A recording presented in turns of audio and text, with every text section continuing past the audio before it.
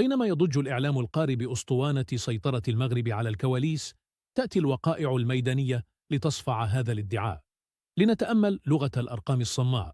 في السنوات الخمس الأخيرة تعرضت البعثات المغربية لأكبر عدد من الاعتداءات الموثقة دون رد فعل حازم من الاتحاد الإفريقي. أين كان هذا النفوذ المزعوم في فضيحة رادس الشهيرة حين غيب التقنية في إيها أمام أعين العالم؟ وأين هو اليوم والمغرب يمتلك ملفا قانونيا متكاملا يدين أحداث الشغب السنغالية، ومع ذلك تكتفي اللجان بغرامات مضحكة؟ الحقيقة المرة هي أن المغرب استثمر في البنية التحتية والملاعب والتكوين، بينما استثمر المنافسون في بناء لوبيات عميقة داخل لجان التحكيم والبرمجة. نحن أمام مفارقة عجيبة: المغرب ينظم، يمول ويستضيف، وفي نهاية المطاف يعامل معاملة الغريب الذي يسمح له بالمشاركة ويمنع من التتويج